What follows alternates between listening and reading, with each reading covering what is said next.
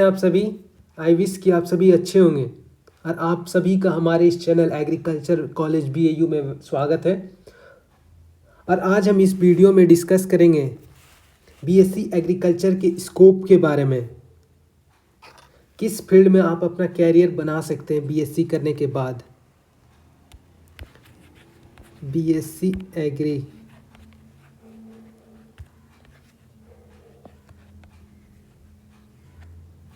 Agriculture करने के बाद आप किस फील्ड में स्कोप बना सकते हैं, जानेंगे पूरी डिटेल में। इससे पहले अगर आप हमारे इस चैनल में नए हैं तो प्लीज़ चैनल को लाइक करें, शेयर करें एंड सब्सक्राइब करें ताकि आपके और आपके दोस्तों को इससे बेनिफिट मिल सके। और नोटिफिकेशन का बेल आइकन दबाना ना भूलें ताकि आपको हमारी हर छोटी बड़ी खबर आप तक पहुंचती रहे।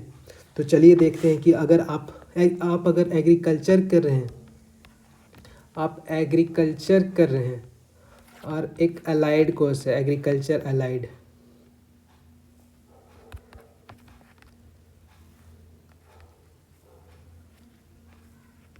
राइटिंग पे मत जाइएगा क्योंकि ये मेरा फर्स्ट एक्सपीरियंस है ये न्यू डिवाइस में, इसीलिए अलाइड कोर्सेस।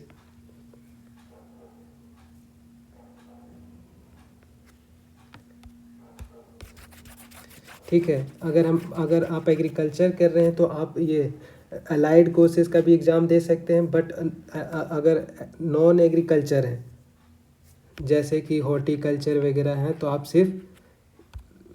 सिर्फ ये एग्ज़ाम दे सकते हैं जो आपके लिए पहले से आया है, फॉर्म वैकेंसी आएगा आपके लिए। ठीक है, तो अगर हम बात करें एग्रीकल्चर का, एग्रीकल्चर स्टूडेंट के लिए, तो ये आप फॉर्म सबसे पहले भर सकते हैं IBPS AO। ठीक है, institute of banking personnel selection. Then after आता है आपका FCI, food corporation of India. Third में आता है स्टेट लेवल का एग्ज़ाम आप भर सकते हैं, ADO हो गया, DHO हो गया। ये इन सारे एग्ज़ाम को आप फिल कर सकते हैं।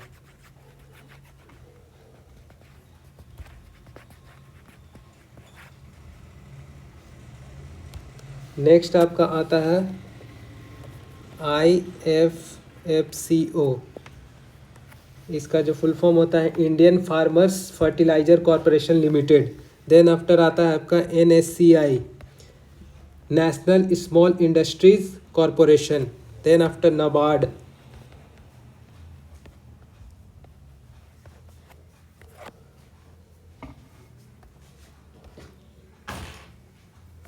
उसके बाद अगर हम देखते हैं तो SSC का फॉर्म भर सकते हैं, स्टाफ सिलेक्शन कमीशन। UPSC का भर सकते हैं आप, यूनियन पब्लिक सर्विस कमीशन हो गया। RRB का फिल कर सकते हैं आप, रेलवे मत समझ लीजिएगा। रीजनल रूरल बैंक का आता है। ठीक है, उसके बाद आप PCS का एग्ज़ाम फिल कर सकते हैं, पब्लिक कमीशन सर्विस। ठीक है, ये सारे एग्ज़ाम अगर आप एग्रीकल्चर कर रहे हैं तो आप फिल कर सकते हैं।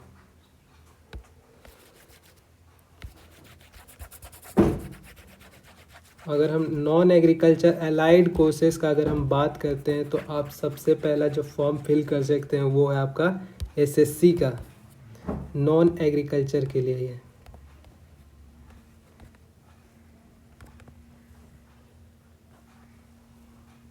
नॉन एग्रीकल्चर के लिए पहला है आप SSC भर सकते हैं, दूसरा जो आपके लिए UPSC, तीसरा अगर हम बात करें तो ये हो जाता है आप भी RRB का फॉर्म भर सकते हैं, रीजनल रूरल बैंक का। चौथा अगर हम बात करें तो आप PCS, स्टेट PCS, हर स्टेट का अपना अपना होता है तो उस एग्ज़ाम को आप फिल कर सकते हैं, स्टेट PCS,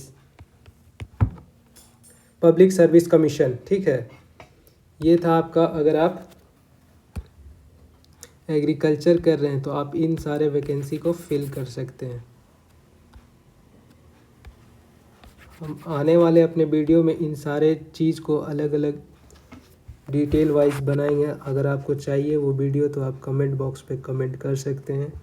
देन आपका अब आता है आपका प्लेसमेंट का। अगर हम बात करें कॉलेज कैंपस में तो कैसे होगा, वो जो होता है कॉलेज का प्लेसमेंट जो होता है दो बार होता है।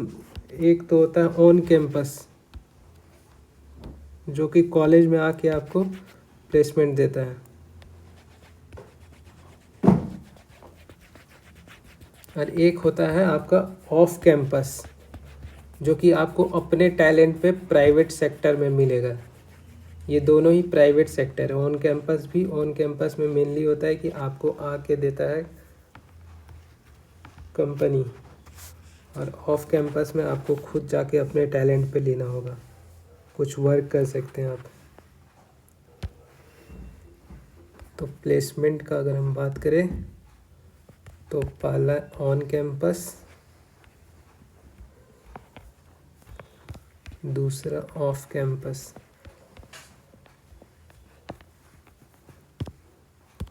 ये हो गया आपका।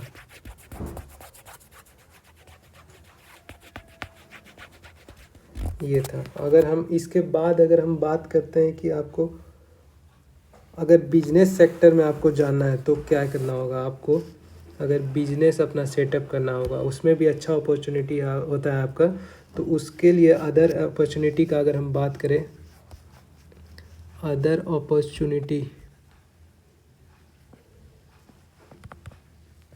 अपॉर्चुनिटी का बात करते हैं तो इसमें आप कर सकते हैं PGDM।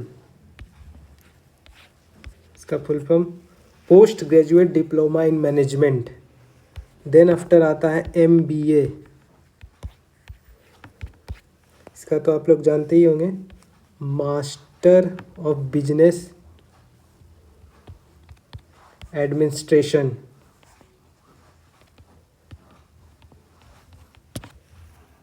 देन आफ्टर आता है आपका टीचिंग लाइन में आप जा सकते हैं, टीचिंग कर सकते हैं, PhD कर सकते हैं। टीचिंग के थ्रू आप नेट UGC नेट और JRF को क्लियर करने के बाद जो होता है आपका होता है, उसमें भी जा सकते हैं। प्राइवेट टीचिंग के लिए भी आप प्रीफर कर सकते हैं। देन आपका आता है PhD भी आप कर सकते हैं। एग्रीकल्चर के करने के बाद PhD हो गया, टीचिंग लाइन हो गया, इसमें UGC net JRF, junior research fellowship, scientist वगैरह भी इसी से आप बन सकते हैं। साइंटिस्ट भी एक रिसर्च फील्ड भी आपका अच्छे अपॉर्चुनिटी रहता है। इसमें रिसर्च फील्ड भी आपके लिए अच्छा अपॉर्चुनिटी है। देन आफ्टर आता है आपका एक PGP FAMB होता है। एक सेकेंड इरेज करके उसके बाद बता देते हैं। नेक्स्ट जो आपका इम्पोर्टेंट है, अगर आपको बिजनेस सेक्टर में जाता है तो आपको PGP FABM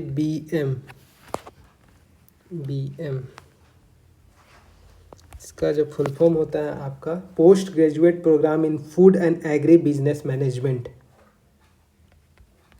post graduate programme